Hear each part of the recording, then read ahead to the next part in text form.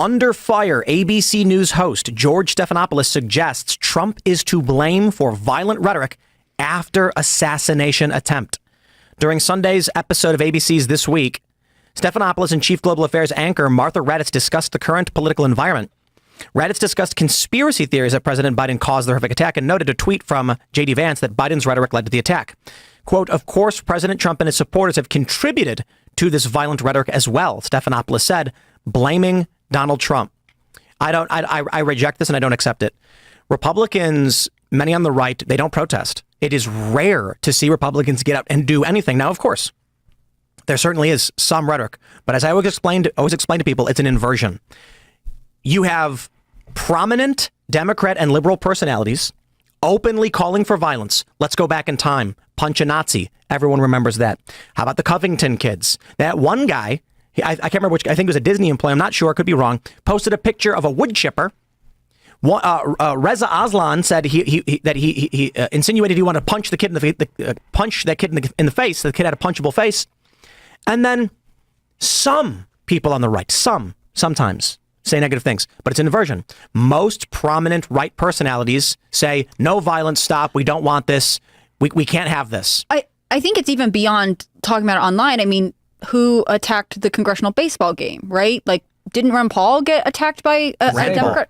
Right. So, like, this is something that it hasn't happened in a vacuum. It's not like this is the only time that the scales have tipped. I mean, we always reference the summer of 2020, but really this boiling energy that's been there has actually spilled over the pot a couple times. And it's not typically the narrative that the media wants to talk about. I think that we take for granted that America is a safe country and things like this happen other places. Like when you saw Mexico's election, there were all these reports of assassinations and it was like, oh, that's a crazy place. But what we have is fragile and we have to protect it. And I just don't think that's the messaging we've gotten from the Biden campaign, right? They've talked about political violence. They keep showing clips of things they think went wrong in the past. They use fear to try and inspire their voters. It's not a peaceful party. And I think you see that demonstrated more than we really acknowledge because, again, we sort of are numb to it.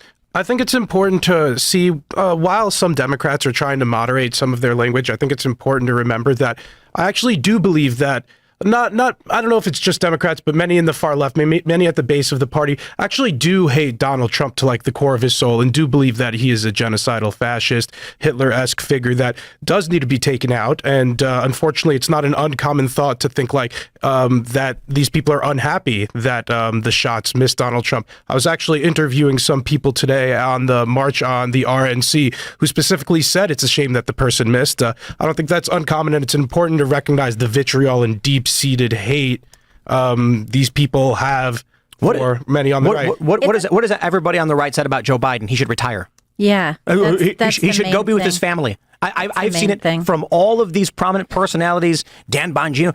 Joe Biden should be sitting at home and with his family surrounded having oatmeal. by his grandkids. Yep.